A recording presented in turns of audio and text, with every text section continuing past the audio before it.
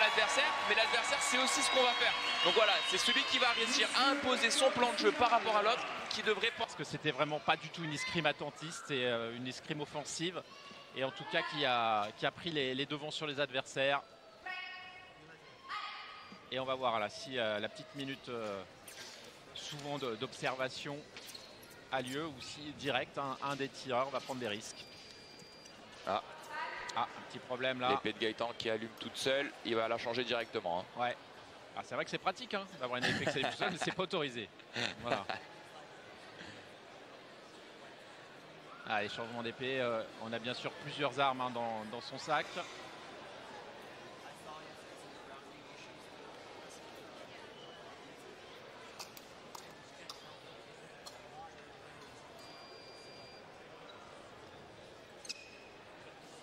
Allez, on repart là où s'est arrêtée la touche, même si n'en était pas une. Et l'action offensive tout de suite d'Alexandre Bardonnay hein, qui va rester dans ce registre en début de match en tout cas. Bah déjà, on a vu voilà, hein, que son adversaire précédent, Alexandre Bardonnay, l'américain Oleg Nish, c'est aussi un gaucher poignée droite. Donc peut-être qu'il a pu aussi un peu se régler par rapport au jeu de Gaëtan. Et voilà, et là, comme à son match précédent, il commence direct par une attaque dans les 10 premières secondes. Voilà, on sent que là, il n'a pas envie de tergiverser. Il connaît son adversaire et il y va directement. Alors, il y a un petit problème peut-être avec la vidéo arbitrage. D'où la petite interruption. Vous voyez effectivement les lunettes. Pas évident de tirer avec des lunettes derrière. Mais ça va reprendre très vite. Allez, c'est reparti. Et cette touche portée par Alexandre Bardonnay qui lui permet de mener 1-0.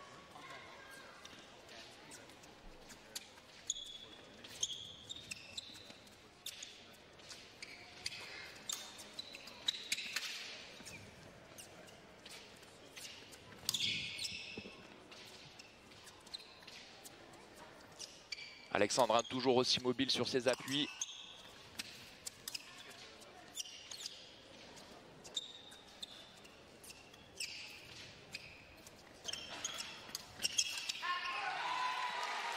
Ouais, c'est quand même, même s'il y a une option qui part de Gaëtan, c'était un peu lancé par Alexandre, hein, j'ai l'impression. C'est ça, hein. Alexandre reste très loin de son adversaire et il laisse justement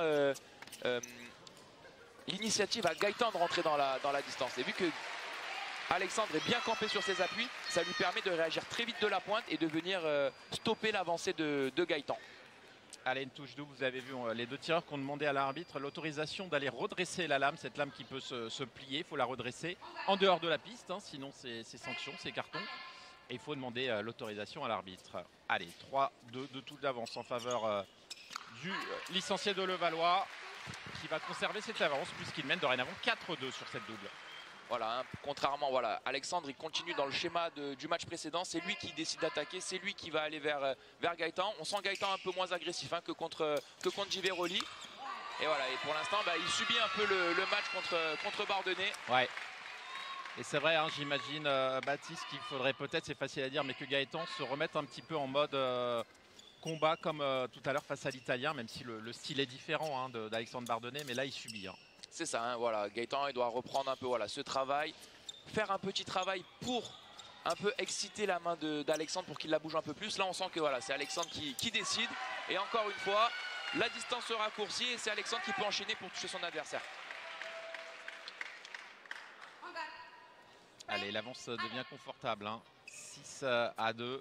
Il reste moins de 2 minutes à disputer dans ce premier tiers-temps. Et tout de suite, très offensif Alexandre Bardonnay avec cette flèche. Comme je disais, hein, sur le match précédent, Alexandre, avec son expérience, il sent quand un adversaire n'est pas vraiment rentré dans le match. Il va appuyer un maximum dessus pour obtenir le maximum de touches avant qu'il y ait un changement. Et ça peut aller très vite. Hein. Ah, ça va vite. Hein. À l'instar des demi-finales, là, on est sur un match qui part très vite encore une fois. Est-ce qu'on va aller vers un deuxième tiers-temps? Difficile pour de le l'instant, dire. c'est vraiment pas sûr. Hein, mais parce pour que l'instant, on n'est pas parti pour 9-5. La seule solution, c'est que Gaëtan arrive à stopper sur une action forte Alexandre Bardonnay. Mais pour l'instant, il est intraitable et il n'arrive pas justement à trouver cette distance pour arriver à toucher seul. Et en plus, il touche seul Alexandre Bardonnay. Et il mène 10-5. Pour l'instant, aucune solution hein, pour Gaëtan Bila. Ah, je crois qu'il faut qu'il prenne des risques, hein, là, Gaëtan, parce que sinon, il va se laisser manger. Allez, Gaëtan. On sent qu'il il recherche sa distance pour pouvoir placer sa contre-attaque. Ouais, voilà. Ah, ça, c'est bien fait. Bien vu. Là, il a bien bloqué avec sa jambe avant sa progression pour pouvoir placer sa pointe au-dessus de la main d'Alexandre.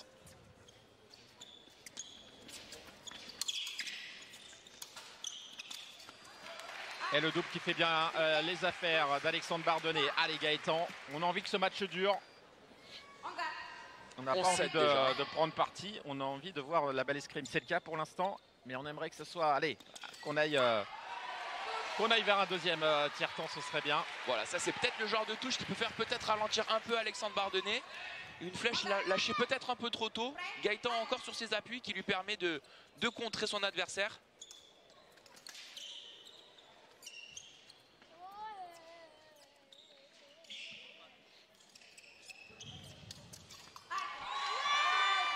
Ah, il s'allume seul à nouveau. Ah, il construit bien son jeu, Alexandre Bardonnay.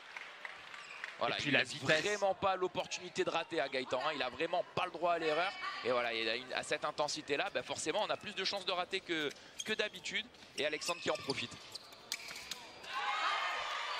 Et il est en forme, Alexandre Bardonnay. Hein. Gaëtan aussi est présent, mais on le savait, Alexandre Bardonnay allait ne rien lâcher.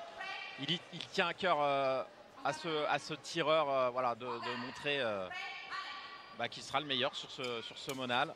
Ah, c'est sûr que voilà, franchement une grosse pensée pour lui parce qu'il a vécu voilà, une très grosse déception l'année dernière avec sa non-sélection aux Jeux Olympiques, qu'il n'a pas forcément compris, que beaucoup de monde n'a pas compris.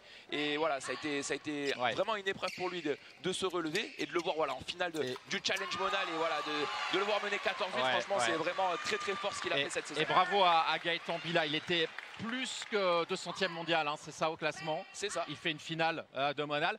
Il est chef opérateur dans la vie, dans le cinéma, dans l'audiovisuel. Et il s'entraîne, entre guillemets, presque quand il peut. Enfin, il s'entraîne souvent, régulièrement, mais c'est pas toujours évident avec son travail. Donc quand même, grand bravo à Gaëtan.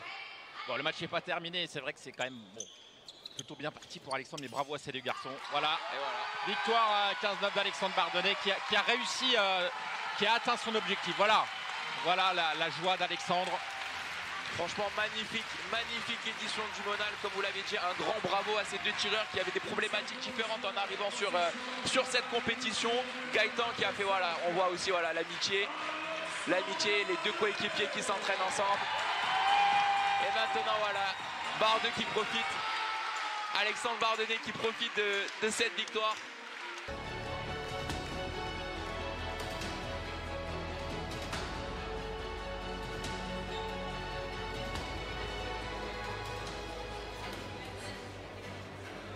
Sur la troisième marche du podium, ils sont deux. On accueille ensemble Oleg Knish, États-Unis d'Amérique, USA. Ainsi que Davide Di Veroli, Italie. Les médailles seront remises conjointement par M. Olivier Capitagno, président du conseil départemental du Val-de-Marne, et M. Rémi Delhomme, président de la Fédération française d'escrime.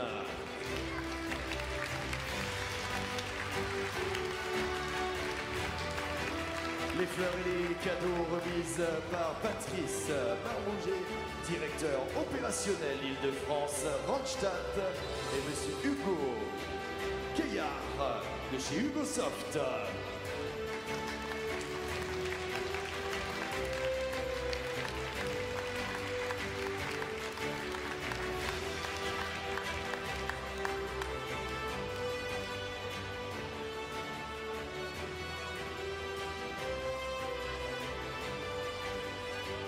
Sur la deuxième marche de ce challenge Monal 2025, représentant la France, Gaëtan Bila.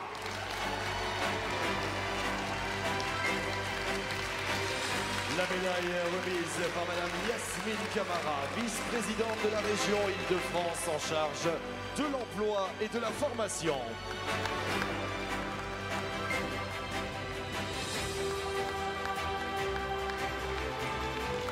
Les fleurs sont remises par Dominique Soulis, adjointe au maire délégué au sport.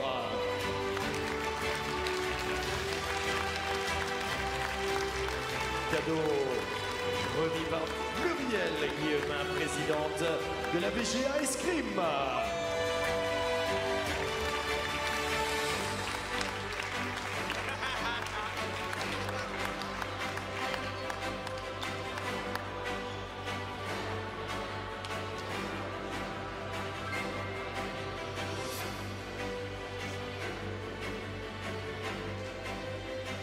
Il s'impose sur ce challenge Mona l'édition 2025 représentant la France, Alexandre Bardenay.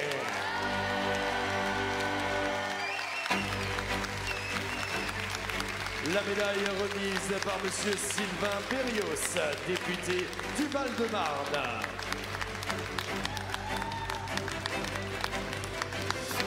Les fleurs remises par Oriane Malo-Breton, double médaillé olympique.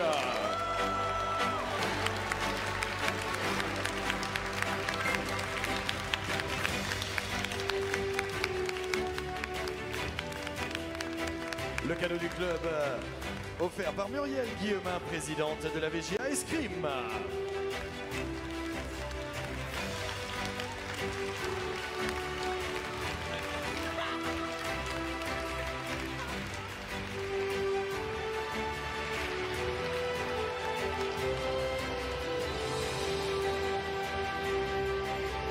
Le trophée va être remis par M. Pierre-Michel Delecroix, maire de la ville de Saint-Maur-des-Fossés.